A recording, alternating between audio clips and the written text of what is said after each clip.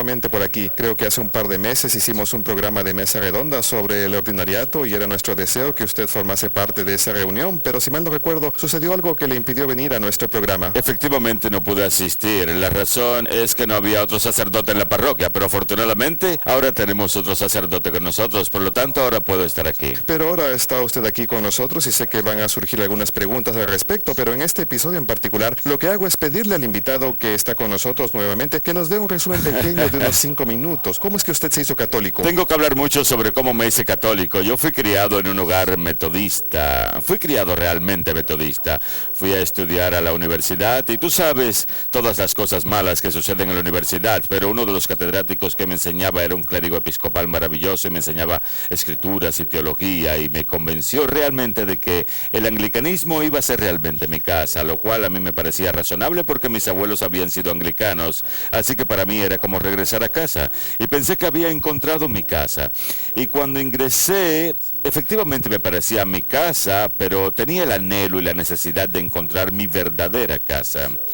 Entonces, después de 8 años o algo parecido, comencé en realidad a explorar seriamente y me di cuenta que tenía que hacerme católico. Por supuesto que esta decisión iba a requerir ciertos sacrificios porque tenía una parroquia, tenía un maravilloso ministerio ahí, tenía un gran futuro con mi carrera. Las cosas me iban muy bien y parecía que cuando le hacía caso a estos ataques de conciencia que me seguían atacando, sentía que abandonaba muchas cosas, pero no me daba cuenta que no estaba abandonando nada, sino que por el contrario estaba listo para ganar muchas cosas. Entonces nos dirigimos a Texas en este tiempo y mi esposa y yo ya teníamos 3 pequeños hijos menores de 5 años. Nos dirigimos a Texas para empezar este pequeño trabajo que se iba a convertir en la parroquia de Nuestra Señora de la Expiación. Cuando llegamos ahí encontramos 5 o 6 personas que estaban interesadas en hacer algo. Entonces trabajé ahí por espacio de 1 año y medio y empecé a conversar con el arzobispo de San Antonio y le pregunté que si obtenía el permiso para mi ordenación, el permiso pastoral en aquellos días, podría ordenarme y me contestó que sí. Le pregunté si podía establecer esta parroquia y me contestó que sí. Por aquel tiempo solamente contábamos con 50 o 60 personas y este era un pequeño y maravilloso grupo, pero en las vísperas de mi ordenación, yo digo las vísperas, pero en realidad eran 2 o 3 semanas antes de mi ordenación y de que fuera establecida la parroquia, la mayoría de esas personas decidieron no hacerse católicas después de todo. Entonces comenzamos esta iglesia con solamente 18 personas, contando nuestros hijos, 18 de nosotros. El arzobispo la siguió considerando como una parroquia, por lo tanto, si no es la parroquia más pequeña de la historia, es casi la parroquia más pequeña de la historia. Entonces comenzamos con 18 personas y eso fue hace 27 años y desde ese tiempo hemos crecido. Tenemos ahora una parroquia maravillosa, contamos con casi 600 familias en la parroquia. Tenemos un colegio parroquial con más de 500 alumnos desde kindergarten hasta la secundaria. Dios nos ha bendecido realmente y tenemos constantemente corrientes de conversos que vienen a la fe por medio de lo que yo todavía llamo nuestra pequeña parroquia. Yo pienso que nuestros católicos también la siguen llamando pequeña, pero Dios ha hecho una obra maravillosa y nosotros estaremos siempre muy agradecidos. La descripción de su historia me hace pensar en algo y me gustaría saber cuáles son sus pensamientos al respecto. Repentinamente, en cierto momento, usted comenzó a tener un sentimiento, un sentido, vamos a llamarlo sentimiento, de regresar a casa, Pero hay algo más, hay una plenitud, el cual no creo que usted lo sentía cuando era metodista. No. Pero usted hizo la trayectoria en la dirección del anglicanismo. Ahí fue donde comenzó para usted esa trayectoria. Yo recuerdo cuando yo fui criado luterano y fui ordenado estudiante congregacional. Y pude ver el individualismo insensato de una pequeña iglesia autónoma en donde no existía nadie más en el mundo excepto ellos y no entendían a Jesús. De ahí me fui al presbiterianismo porque había un libro de orden, pero había una trayectoria. ¿Sucedió lo mismo con usted? Sí, yo experimenté esa misma trayectoria y creo que lo que causó esto en mí fue el hecho de que tuve la suerte y la bendición de haber nacido en un hogar fuerte, con un padre fuerte. Yo entendía la importancia de tener un padre que estaba dispuesto a ser capaz de ser un líder de su familia. Y me parece a mí que es correcto para la familia, es correcto para la familia de Dios. Entonces yo andaba en búsqueda de una autoridad sólida, pero no había tal cosa en la iglesia metodista. Yo pensaba que había ahí cierto anglicanismo anglicanismo. Quiero decir que yo no pensaba exactamente eso en estos términos, sino que después me di cuenta de que eso es lo que yo andaba buscando. Yo andaba buscando un sentido de una autoridad real, de una iglesia que pudiera decir esto es correcto o esto es incorrecto.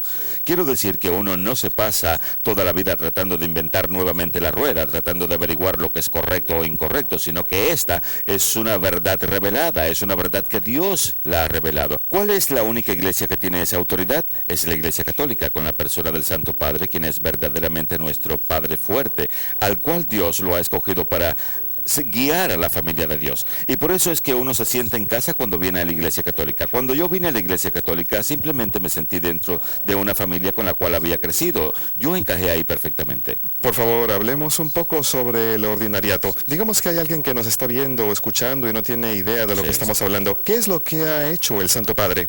Bueno, el Santo Padre ha escrito su Constitución Apostólica Anglicanorum Coetibus, lo cual creo yo fue algo que impactó al mundo al ver que algo así podía ser escrito.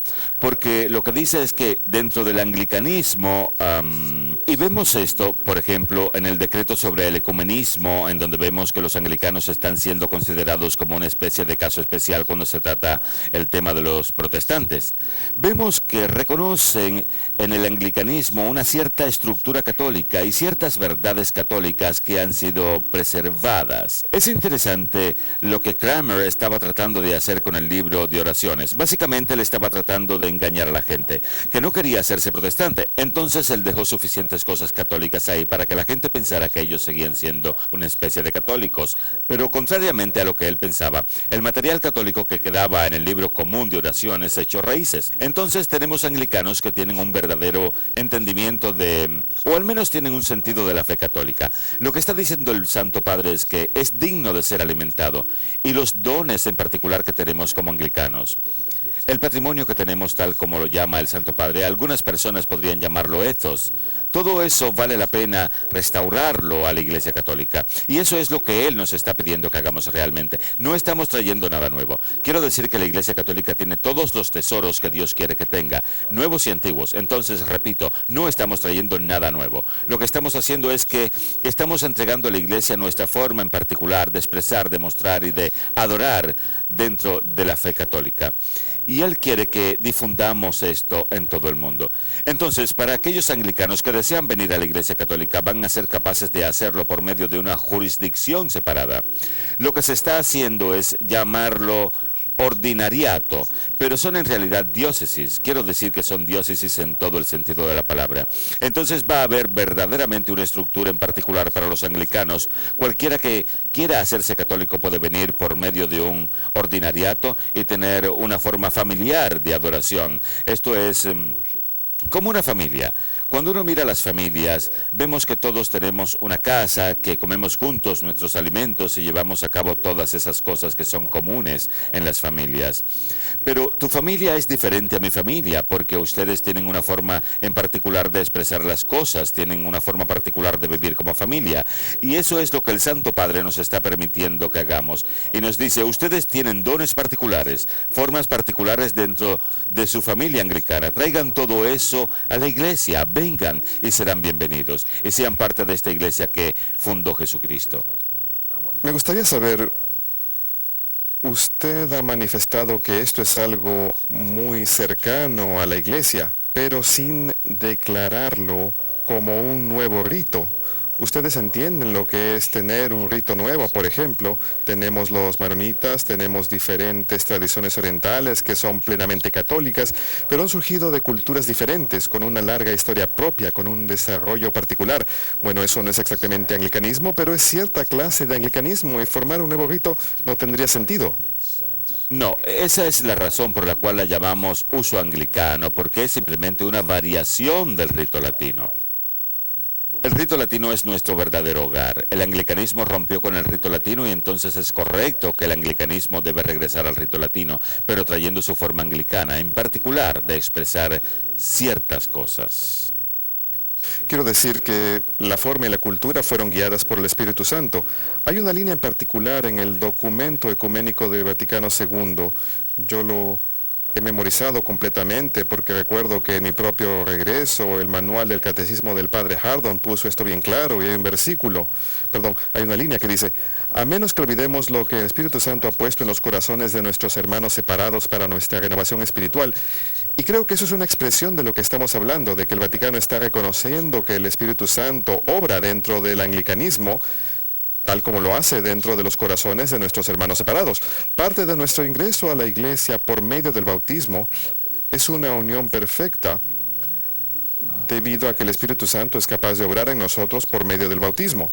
Entonces nosotros apreciamos todas las cosas que ha hecho por nosotros el Espíritu Santo, y por eso es que se ha permitido el ordinariato. Quizás usted quiera hablar un poco acerca de la ordenación de hombres casados, porque usted ha mencionado la provisión pastoral y el ordinariato. La razón por la cual se necesitan ambos es para llegar al tema de la ordenación de hombres casados. Efectivamente, para aquellos de nosotros que somos casados, porque es algo permitido y legítimo dentro del anglicanismo, el ser casado y ser ordenado. Entonces la Iglesia reconoce, debido al gran valor que la Iglesia pone en el matrimonio como sacramento, reconoce que nosotros estamos dentro de un matrimonio sacramental, y también reconoce en nosotros nuestra vocación al sacerdocio. Y como sabemos, la Iglesia nunca ha dicho que esto es algo exclusivo. Esta es una disciplina muy importante en el rito latino para mantener el celibato, pero no hay nada esencial acerca del celibato para el sacerdocio. Entonces, sí, hay un lugar para los sacerdotes casados, y por supuesto eso no es algo para lo cual fue creado el ordinariato. Esta es simplemente una realidad práctica de que muchos hombres que van a hacer un buen papel de sacerdotes estando casados, y van a ser capaces de poder llevar ambos sacramentos en sus vocaciones, en sus vidas. Y cuando escuchamos a personas que no entienden que esto es un reto al compromiso de la Iglesia cuando habla sobre el celibato, yo creo que el tema aquí es como en mi propio caso, y también en su caso, nunca católicos llamados a un ministerio confirmado por nuestras iglesias, y en esas iglesias no existe una tradición por el celibato. En la iglesia donde yo estaba no existía opción para el celibato, pero ese no es mi punto. El claro llamado al matrimonio, y luego uno quiere hacerse católico. Entonces, ¿ahora qué? La iglesia tiene una provisión pastoral como una forma pastoral, ¿verdad? Para afirmar este llamado al ministerio, y también para afirmar el matrimonio al cual estamos llamados, y bendice ese matrimonio. Correcto. Entonces, cuando uno lee el documento, el contenido del documento Anglicanorum Coetibus, uno ve que ahí se pone un gran cuidado en no dar a entender que esto es para que un hombre casado pueda escurrirse por la puerta trasera y diga: yo estoy casado pero quiero hacerme un sacerdote católico, entonces podría escurrirme por la puerta trasera. Pero esto no es así, porque cada caso tiene que ser visto cuidadosamente en forma individual, y cuando una persona es escogida para el ordinariato, digamos en el caso de los Estados Unidos, cuando esta persona es escogida va a tener un sacerdote consejero. Cada caso individual como este tiene que ser visto en forma individual y tiene que ser estudiado cuidadosamente, y luego tiene que ser enviado a Roma para la aprobación respectiva antes que la persona sea ordenada. Entonces el ordinariato no es para ordenar a cualquier hombre casado que lo solicite y para cambiar todas las cosas de la iglesia, no es así. Porque uno de los problemas que estamos enfrentando es... Una de las cosas que vemos en algunos anglicanos es el tema del divorcio y el de un segundo matrimonio. Las reglas sobre esos temas en la iglesia anglicana son diferentes a los de la iglesia católica, y siempre van a existir esos problemas con los cuales hay que lidiar. ¿Cómo ha encontrado usted la respuesta de la gente sobre el ordinariato, sobre la idea tanto de la iglesia como fuera de ella? Tengo que ser honesto en reconocer que no he escuchado a ninguna persona que diga que es una mala idea. La mayoría de nosotros estamos muy emocionados con esto. Por supuesto que en nuestra parroquia nos encontramos bastante emocionados, obviamente, inclusive dentro de mis hermanos católicos. A propósito, hace poco tuvimos una reunión de sacerdotes. Nuestro arzobispo fue trasladado a Los Ángeles. Sentimos mucho su alejamiento, pero es una gran bendición para Los Ángeles. Entonces, tuvimos una reunión de sacerdotes con la finalidad de hacerle una despedida a nuestro arzobispo, y muchos de los sacerdotes, de hecho algunos de los sacerdotes que yo no conocía muy bien, venían y me preguntaban: ¿qué sucede con tu ordinariato? Entonces veía que todos ellos conocían sobre este tema, lo cual es algo que ha captado mucho su atención. ¿Ha visto usted anglicanos que tienen la intención de regresar a la iglesia? Claro que sí, por supuesto que tenemos la comunión tradicional anglicana, la cual es conocida como TAC, por sus siglas en inglés, la cual siempre ha estado en primera línea para solicitar este tipo de pedido. Y ciertamente hay muchos de ellos de la iglesia anglicana en los Estados Unidos que forman parte del TAC local en los Estados Unidos, y muchos de ellos se encuentran listos para ese ordinariato en este momento. Y yo he escuchado que no pasa un solo día en que no se reciban llamadas de al menos un clérigo anglicano de cualquiera de las líneas anglicanas, ya sea episcopal o anglicano continuante.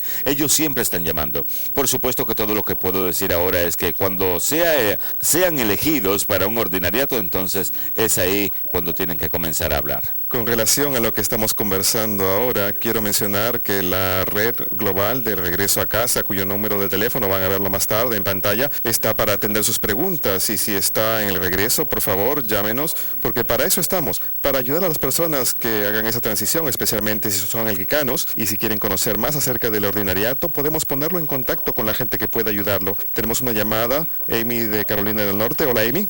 Gracias por atender mi llamada, Marcos. Tengo una pregunta acerca de ese tema tan interesante. ¿Existe algún tratamiento para la iglesia anglicana similar al que existe para la iglesia ortodoxa, en donde la forma de creencia es similar a la católica, como lo han explicado? ¿Podría haber algo similar en el futuro? Gracias. Gracias. Por supuesto que la Iglesia Ortodoxa está en una posición diferente a la Iglesia Anglicana. La Iglesia Católica reconoce la plenitud de la fe en la Iglesia Ortodoxa y reconoce completamente los sacramentos válidos. Por lo tanto, la Iglesia Ortodoxa está en una situación completamente diferente a la Iglesia Anglicana. Y la Iglesia Católica también tiene varios ritos orientales en este momento que corresponden a varias iglesias ortodoxas. Entonces, serían algunas... yo no sé lo que piensas tú acerca de esta pregunta. Yo estoy de acuerdo con usted, y creo que muchos de nosotros, especialmente los que provenimos de un pasado protestante, influenciados por el pensamiento anglicano, que tiene la idea de una teoría de 3 ramas, y esto es algo que está arraigado en los protestantes, o podríamos hablar de la teoría de múltiples ramas, en donde vemos que Jesús establece una iglesia invisible, podríamos decir así. No es así como solíamos decir y solíamos pensar, o al menos estábamos en una iglesia que se había dividido en una serie de ramas y ahora es imposible decir cuál es la verdadera iglesia realmente. Eso es lo que se decía de donde yo vengo. Pero había otros que decían que existía la iglesia anglicana, la católica y la ortodoxa. Efectivamente, eso es lo que decían. Desde su punto de vista, que no es, ese es el punto, que no es. Y Newman trató de probar que eso no es correcto. Y miren en qué terminó. Efectivamente, terminó convirtiéndose, porque se dio cuenta que no habían términos medios. Entonces no es exactamente lo mismo. No queremos, especialmente el nombre ortodoxo, no queremos implicar que eso es... Por supuesto que no. De hecho, yo creo que los que aplican para el ordinariato... Y yo estoy suponiendo solamente, aunque no tengo el derecho de suponer sobre el futuro de otras personas, pero yo creo que el ordinariato puede ser una puerta o un puente para muchas clases de protestantes para que vengan a la Iglesia Católica. Porque el anglicanismo quiere conectarse a estos dos mundos. Y para que nosotros mantengamos esa identidad, como lo desea el Santo Padre, conservamos ciertas cosas de nuestra tradición, como nuestros signos, la forma como son nuestras parroquias. Yo veo que muchos protestantes acuden a nuestra parroquia de Nuestra Señora de la Expiación y se sienten bastante cómodos. Ahora bien, ellos vienen a escuchar una misa muy solemne, en donde ven el altar cubierto de incienso, en donde hay una serie de ceremonias que se llevan a cabo, escuchan el tañer de las campanas y así por el estilo, y ellas son personas que no están acostumbradas a este estilo de adoración, pues tienen una oración en silencio, con amor por las Escrituras. Y con esto no estoy diciendo que los católicos no tenemos amor por las Escrituras, sino lo que quiero decir es que ellos tienen una forma en particular de enfocar las Escrituras, ellos tienen una forma en particular de celebración, lo cual es familiar para muchos protestantes. Y yo frecuentemente escucho la profesión de fe de personas que pertenecen a la Iglesia Bautista, a la Iglesia Metodista, a la Iglesia Luterana, y ellos vienen a la Iglesia Católica. Muy bien, acabo de ver un correo electrónico que viene de Alicia de Illinois. Y dice, Padre Phillips, me encanta la conversación de ustedes. Me gustaría saber si hay un lugar en el ordinariato anglicano para diáconos permanentes. Yo soy una ex anglicana que extraña la liturgia. Mi esposo se encuentra en formación para convertirse en un diácono permanente. Si se instalase una parroquia de uso anglicano cerca de nosotros, yo iría ahí inmediatamente. Pero pienso que no me sentiría bien si mi esposo y yo no pudiéramos adorar juntos. Espero realmente que haya un lugar. Me gustaría tener diáconos permanentes en mi parroquia. Sí puede haber. El ordinariato va a ser establecido en la misma forma que va a ser establecido una diócesis, y el ordinario va a ser la cabeza jurídica de todo eso.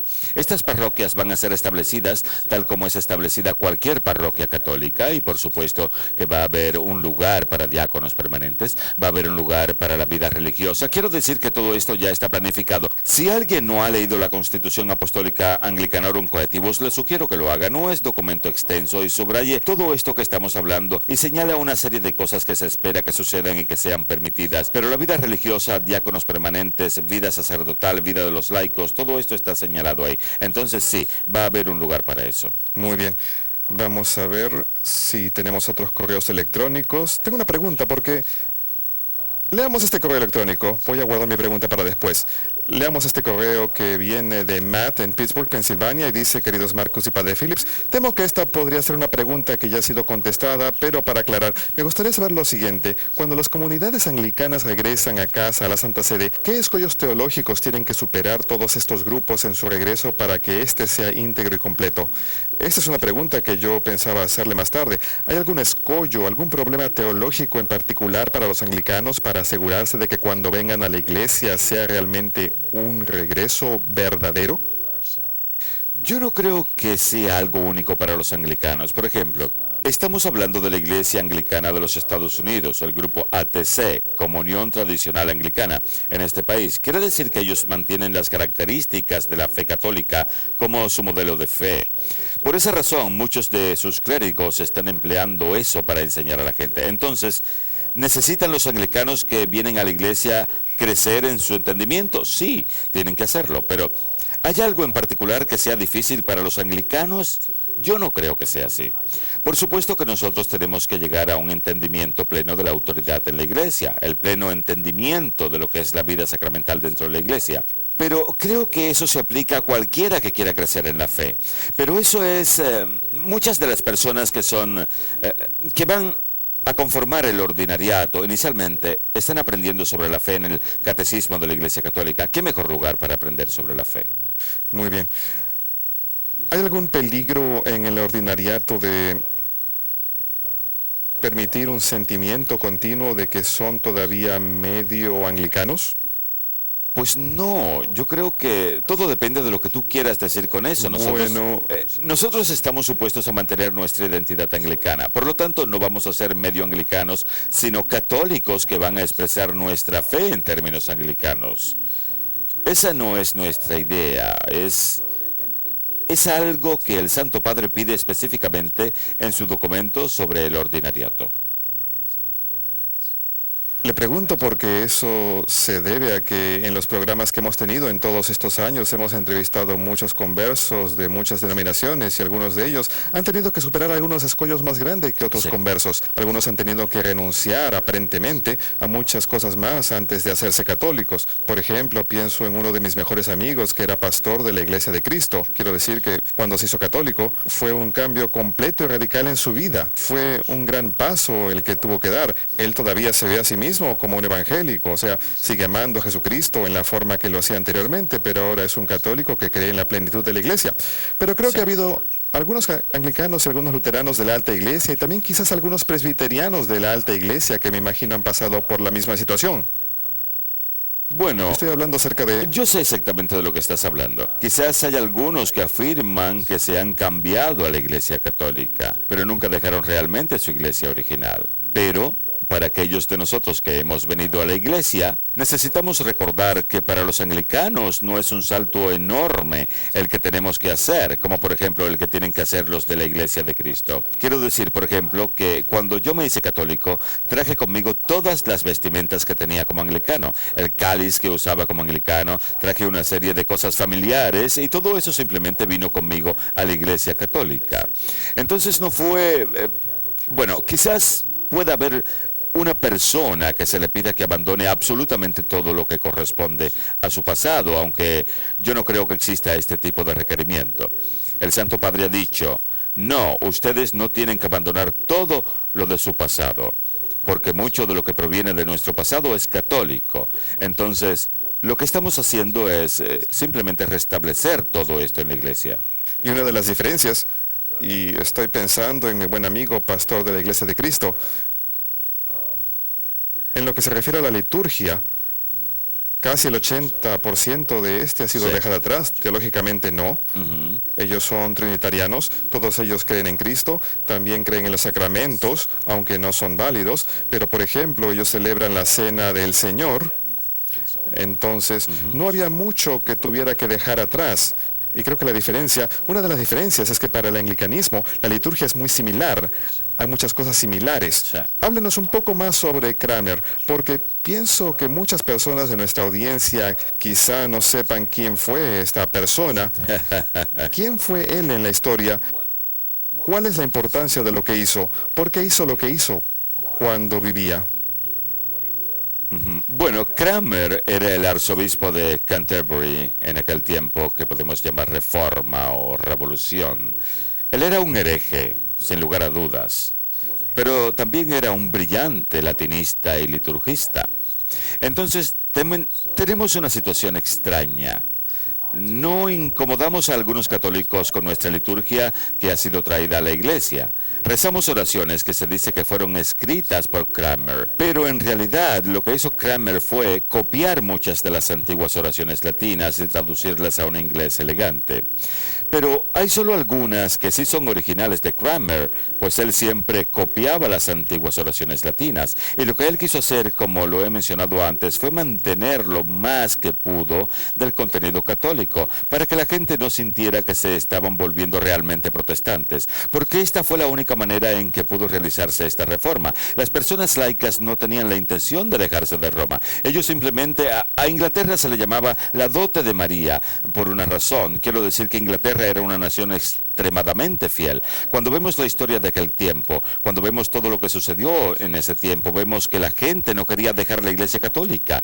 Entonces Cranmer tenía que encontrar una manera de engañarlos, pero en realidad se estaba engañando a sí mismo porque dejó suficiente material católico ahí, el cual ha echado raíces, y sabemos que la gente de Inglaterra no se sentirá completamente realizada hasta que no sea restablecida finalmente al hogar, el cual ella sabe con todo su corazón que es de ella. Muy bien. Tenemos una llamada de Norman de Luisiana. Hola Norman, ¿cuál es su pregunta? Buenas noches, ¿cómo están ustedes? Bien. Hola. Sí, hola. Padre, me gustaría saber, ¿qué es lo que le faltaba en su antiguo ministerio que hizo que usted se volviera católico? Bueno, como ya he mencionado, creo que para mí el problema más grande como episcopal o como anglicano era la falta de autoridad. Yo sentía eso cuando se tenía que tomar una decisión en las convenciones generales de la Iglesia Episcopal, que de hecho cambiaba la creencia, cambiaba la teología. Una cosa es que la convención general cambie la disciplina, por ejemplo, lo cual es algo natural, pues cada quien es libre de ordenar su casa de acuerdo a la disciplina que quiere instituir. Pero cuando los cambios que se quieren hacer son de tipo teológico, ya sea que tengan que ver con las órdenes sagradas, ya sea que tengan que ver con la moral, esas son cosas que se deciden con un simple voto. Y yo pensaba, ¿puedo proseguir en mi vida perteneciendo a una iglesia en la cual la santidad de la vida humana es decidida por una mayoría de votos? No puedo hacerlo. Yo quiero estar en una iglesia que pueda decir, esto es lo que Dios ha revelado, esto es lo que es correcto, esto es lo que es incorrecto. Y la única iglesia que es capaz de hacer eso es la Iglesia Católica. Entonces, ¿quería dejar yo la comodidad relativa que disfrutaba en la Iglesia Episcopal? No. De hecho, yo estaba llevando a cabo una buena carrera, prácticamente hablando. Una cosa muy cómoda hubiese sido que me quedara ahí, pero no podía hacerlo, simplemente no podía hacerlo si quería ser un hombre con una buena conciencia. Entonces tuve que irme a un lugar donde hubiera realmente una autoridad, es donde yo supiera que se estaban haciendo las cosas correctas, en donde no tuvieran que hacerse las cosas por medio de un voto. Quiero hablar nuevamente sobre la perspectiva anglicana. Me refiero de acuerdo a mi antigua perspectiva presbiteriana. Uno de los temas que se conecta al tema de la autoridad y que yo recuerdo haber enfrentado una de las últimas veces que estuve predicando desde un púlpito como presbiteriano fue que me di cuenta que las personas en las bancas confiaban no solamente en lo que yo predicaba como pastor, sino también en mi vida como pastor. Las gracias al Señor. Y reconocí que mi ordenación no era válida, que los sacramentos no eran válidos. Yo no podía decir definitivamente que yo no obtenía las gracias, pero tampoco podía decir definitivamente que sí las tenía. Bueno, en realidad yo creo que ese es un dilema que sienten muchos anglicanos. Es interesante como... hablando del clero en particular, a medida que ellos se acercan más y más al momento de hacerse católicos, todo el sistema de la ordenación, o lo que llaman incorrectamente la reordenación, no puede haber tal cosa, pues uno es ordenado o no lo es. Bueno, todo esto se convierte en algo que no es mucho problema. Ellos dicen, nosotros creemos que las personas reciben gracias y por supuesto que la iglesia también dice eso, porque dice, Dios puede otorgar gracias en la forma que Él lo desea. Entonces, si la gracia viene por medio de los sacramentos, pero ser sacerdote y no ser reconocido todavía como sacerdote por la mayoría de cristianos en todo el mundo no tiene sentido. Entonces, para la tranquilidad de la iglesia y para ser obediente a lo que quiere Dios, ellos desean verdaderamente que un obispo católico les imponga las manos sobre ellos y que sean ordenados diáconos y sacerdotes. Entonces, esto se está convirtiendo en algo menos problemático a medida que ven que esta es una posibilidad real. Y todos nosotros que fuimos ordenados anglicanos tuvimos que enfrentar esto. Yo mismo llegué a un punto en donde dudaba sobre la validez de las órdenes que había recibido, principalmente debido a la condición en particular del obispo que me había ordenado. Hay otros que son anglicanos y dicen, tenemos todas estas órdenes católicas y quizás son válidas, quizás no lo son. Pero la iglesia dice, no podemos vivir con los quizás, necesitamos vivir con un sí definitivo. Sabemos, sin ninguna duda, que ustedes son sacerdotes según el orden de Melquisedec. Y eso es lo que desea dar la iglesia. Esto es algo bello y precioso lo que quiere hacer la iglesia, de modo que estos hombres que sienten este sacerdocio, me gustaría decir mejor, estos hombres que tienen esta vocación sacerdotal. La iglesia les dice, sí, ustedes tienen una gran vocación sacerdotal y queremos confirmar ese hecho en ustedes y las manos van a ser impuestas sobre ustedes para que nadie pueda cuestionar la vida sacerdotal que están viviendo ustedes en este momento. Muy bien, es hora de hacer una pausa, así que volveremos en breve para leer algunos de los correos y llamadas que han llegado. Nos veremos en unos momentos.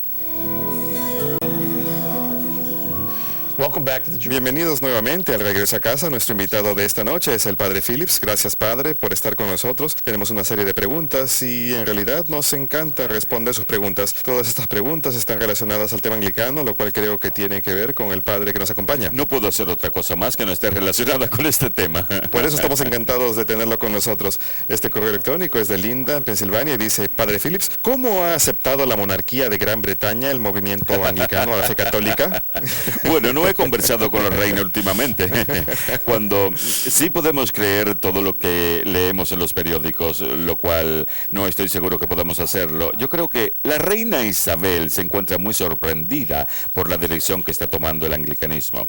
Yo creo que ella se está preguntando por qué ha sucedido todo esto y yo creo que ha habido varios comentaristas que han dicho que ella y el Papa Benedicto tienen de lejos más cosas en común que ella y Rowan Williams, lo cual es probablemente cierto en lo que respecta a puntos de vista sobre la vida, sobre los valores y tareas y así por el estilo. Yo estoy seguro que la reina no está muy contenta al ver que mucha gente se escapa del buque que se hunde. Pero, ¿qué van a hacer? Pero no sé nada más de lo que he leído en los periódicos sobre lo que podría pensar ella al respecto. Como ya lo he dicho, tenemos los medios de comunicación, uno trata de imaginar desde aquí lo que pasa en la isla, pero hablando desde el punto de vista religioso, podemos decir realmente que Inglaterra no luce muy bien, que digamos. No, efectivamente, no luce muy bien, pero no sabemos lo que Dios podría hacer y yo creo que Dios tiene dentro de sus planes un cierto despertar religioso porque sabemos que Dios nunca abandona a su gente. Lo que sucede es que esta es gente que lo ha abandonado a Él, entonces yo creo que muchos hombres y mujeres fieles que... Por supuesto que los hay. Hay muchos fieles católicos ahí. Yo he conocido muchos, así como he conocido fieles anglicanos y evangélicos. Mi consejero en el seminario era un fiel evangélico anglicano. Él tenía a su cargo un grupo de personas, el cual era un maravilloso grupo de evangélicos, pero recuerdo que había un grupo que estaba haciendo todo lo posible para tratar de renovar a Inglaterra. Y me pregunto si el Santo Padre en este ordinariato ha visto esta necesidad en Inglaterra. Esto no era solamente para que un grupo protestante regresase a casa, sino que era para toda Inglaterra. Así es, así es. Como tú sabes, Inglaterra era llamada la dote de María, por alguna razón. Inglaterra era una nación con mucha fe, pero vemos todo lo que ha sucedido en Inglaterra, lo cual es similar a lo que ha sucedido en Francia. Quiero decir que en diferentes circunstancias, pero Francia, la hija mayor, en donde la fe era muy fuerte, pero ahora es triste decirlo, ha cambiado, pero por supuesto que Dios no la va a abandonar. Yo creo realmente que ya sea durante mi tiempo de vida o del tiempo de vida de mis hijos, pero yo no sé, pero creo que vamos a ver un gran despertar religioso en Polonia. Y todo parece estar alineado. Es como una tormenta perfecta en el buen sentido de la palabra. Dios ha puesto a Juan Pablo II ahí para preparar en forma maravillosa lo que vamos a ver muy pronto. Y luego va a hacer que el Papa Benedicto también entre ahí. Yo creo que todos los editores de libros... vemos realmente a Dios poniendo todas las cosas en orden. Entonces, todo se encuentra listo para que podamos responder. Ahora bien, nosotros tenemos la necesidad de responder. Sabemos que hay muchos que están listos para responder y creo que las cosas se encuentran listas para un despertar religioso. Y también podemos hablar de un gran despertar religioso. Estamos viendo lo que está sucediendo en África. Simplemente vemos que el Espíritu Santo se está moviendo en todas partes y... Lo que es interesante con el ordinariato, creo yo, uno de los ordinariatos más largos originalmente... inicialmente va a estar en la India. Hay un enorme grupo de anglicanos que forman parte de la tradición y comunión anglicana y hay muchos y ellos se encuentran listos para ser parte del ordinariato. Es fascinante ver que esto va a suceder ahí. Muy bien, esto es algo emocionante y vamos a orar por eso. Tenemos a Ann desde Massachusetts. Hola Ann, ¿cuál es su pregunta? Muy bien. Mi pregunta es para el padre. Mi pregunta es... ¿cómo es que, en primer lugar, quiero felicitarlo por hacerse católico y también lo felicito por ser sacerdote, debido a que yo tengo un gran aprecio y admiración por los sacerdotes. Nosotros los necesitamos a ustedes y los amamos. Me gustaría saber qué fue lo que sintió usted cuando empezó a conocer sobre la Santísima Virgen, a saber todo sobre ella, y cómo se siente usted acerca del rosario ahora que usted se ha convertido al catolicismo, porque toda mi vida es el rosario. Bueno, Ann, muchas gracias por su pregunta. quizás yo haya contado la historia cuando estuve aquí anteriormente, pero simplemente para hacerles saber cuán importante puede ser la Santísima Virgen para mí. Yo fui estudiante. Cuando yo era estudiante en la universidad, el único trabajo que pude encontrar fue de director de juvenil, director musical de un grupo de jóvenes en una iglesia bautista que se encontraba a una hora de camino de la universidad. Yo me encontraba desesperado por conseguir dinero. Yo era un joven estudiante casado, entonces necesitaba dinero con urgencia y acepté este trabajo en donde me pagaban $25 por fines de semana. Y tenía que manejar hasta ahí los sábados por las mañanas y regresaba los domingos por la noche. Bueno, yo manejaba un pequeño y antiguo auto que tenía una radio que solamente sintonizaba una estación. Y cuando manejaba los sábados por la mañana, la única cosa en la radio era el rosario. Y esto no me interesaba, pero yo quería tener algo que escuchar. Yo no apagaba la radio. Entonces, cada semana tenía que escuchar el rosario y después de escucharlo por un tiempo pensé, hey, yo creo que puedo memorizar algo de esto. Quiero decir que reconocí algunas palabras que las había leído en la Biblia, obviamente. Entonces comencé a repetir algunas de las cosas que escuchaba y pensaba, yo no entiendo realmente de qué se tratan estos misterios, pero veo que hay una buena cantidad de cosas de las Escrituras. Entonces comencé a tomar cierto interés y luego decidí comprarme un rosario. Por supuesto que me sentía raro al pensar en un protestante como yo, que estaba comprando un rosario, pero logré comprarme el rosario y lo guardé en mi bolsillo y comencé a usar este rosario. Y me di cuenta que esta sabia mujer había colocado el rosario alrededor de mi cuello y me había introducido a la iglesia. Entonces sí, yo amo el rosario, amo a la Santísima Virgen, y de hecho esa es una de las razones por las cuales cuando establecimos la parroquia, el arzobispo nos preguntó qué nombre queríamos ponerle a la parroquia y nosotros quisimos ponerle un título mariano y escogimos Nuestra Señora de la Expiación.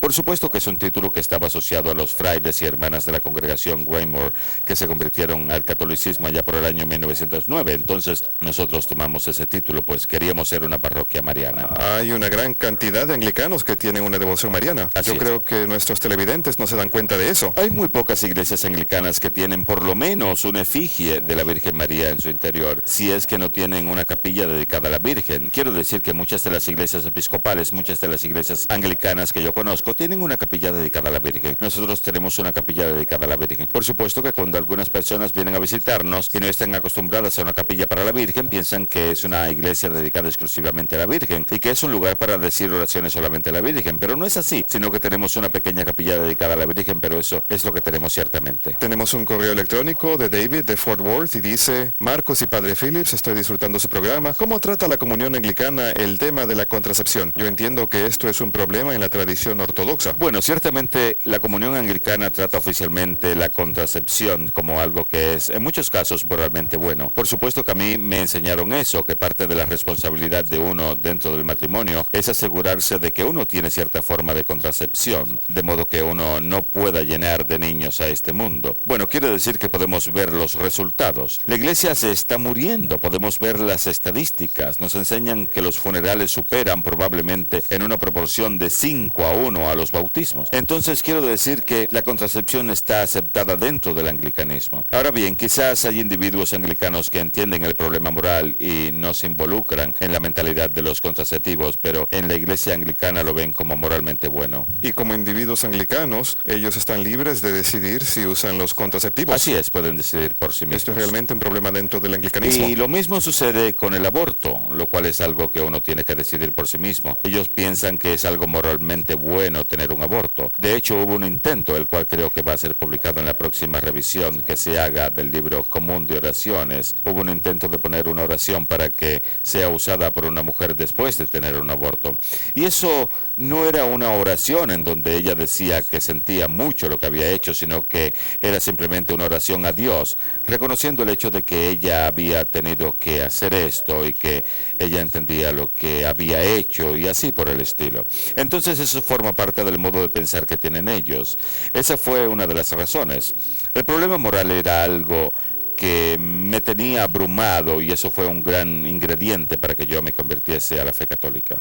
Muy bien, y yo espero que en la próxima conferencia que tengan ellos, ¿cuándo es que se reúnen para su conferencia? ¿Una vez al año?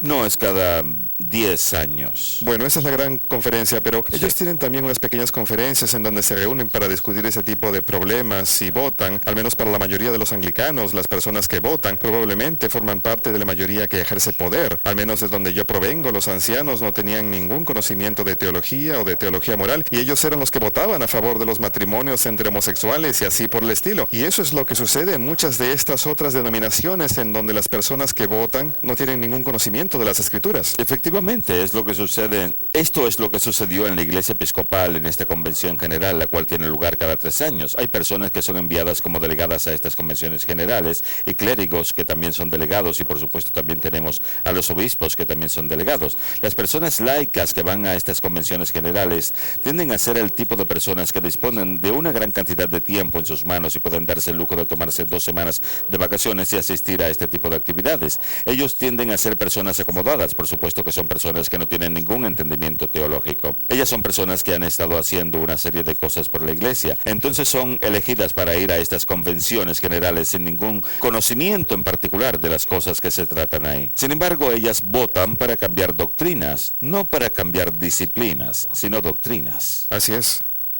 los anglicanos hacen esto, pero sabemos que los presbiterianos hace un par de años salieron con 4 o 5 formas diferentes de bautismo.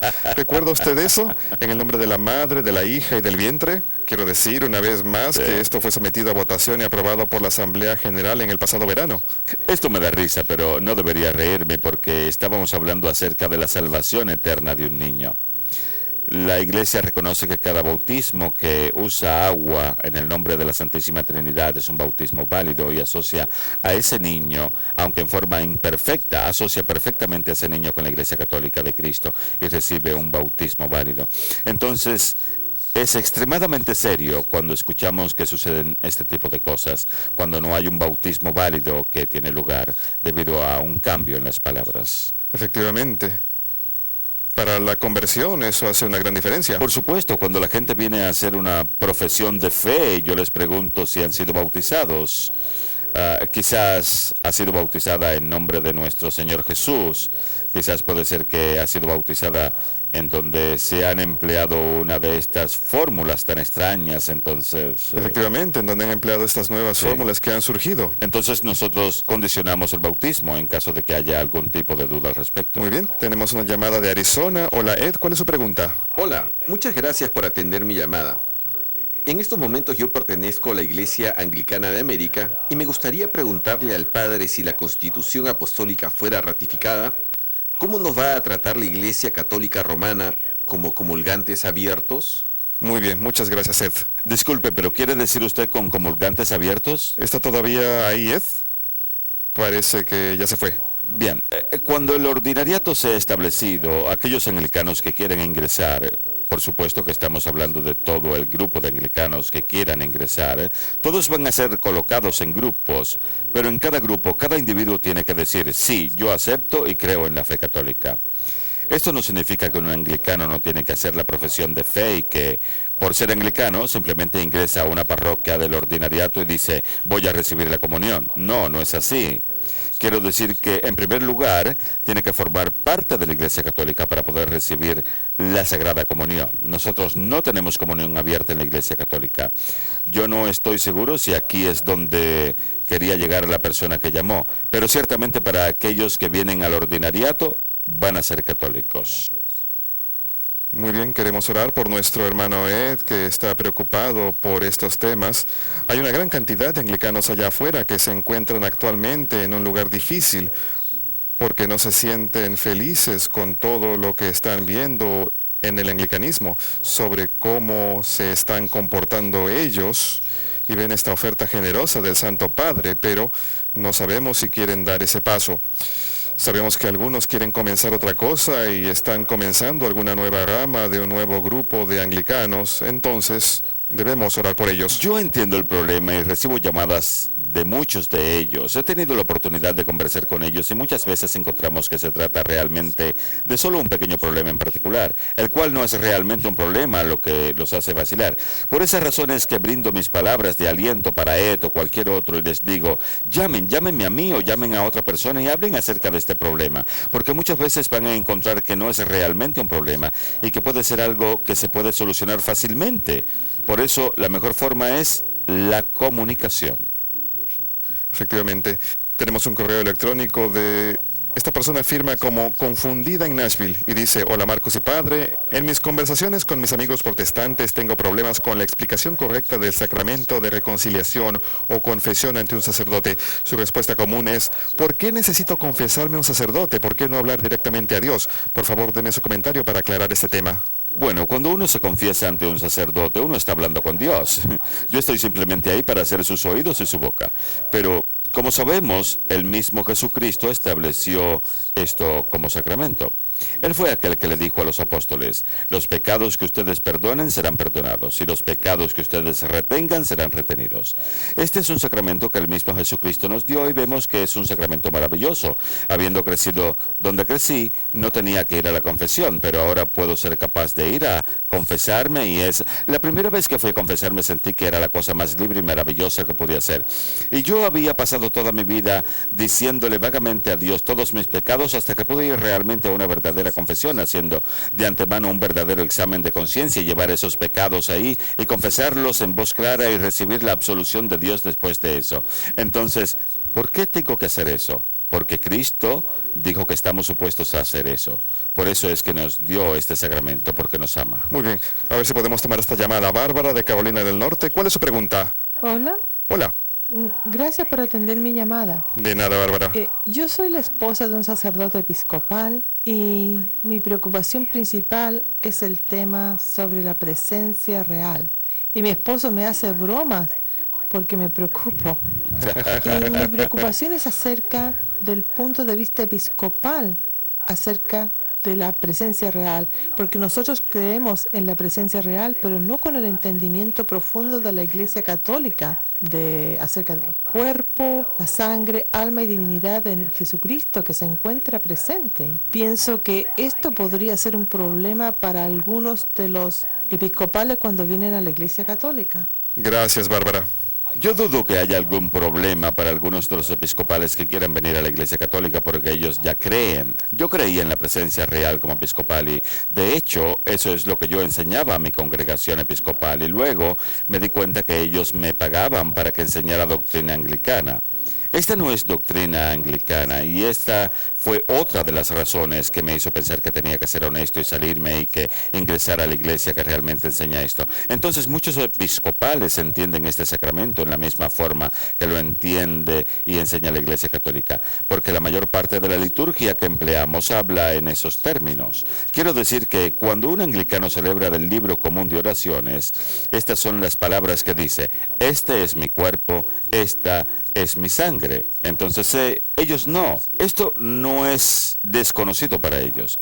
Ahora bien, si alguien tiene realmente un problema con eso, probablemente no va a venir y tocar las puertas de la Iglesia Católica porque la gente de la Iglesia Católica conoce y cree plenamente en todo lo relacionado al Santísimo Sacramento. Quiero mencionar para alguien que nos está escuchando, especialmente a los anglicanos que se encuentran allá afuera y que quieren conocer más sobre este tema de la presencia real. Dwight Longnecker ha escrito un artículo maravilloso acerca de este tema de la presencia real. Pueden dirigirse a la página web de la Red Global de Regreso a Casa Internacional, cuya dirección van a ver más adelante. Vayan a la página web y busquen el artículo sobre la presencia real que ha colocado ahí Dwight. Quizás esté disponible en su blog, pero él hace una anotación muy interesante en donde dice que históricamente el uso de la palabra presencia real en el anglicanismo ha perdido cierto significado con el curso de los años.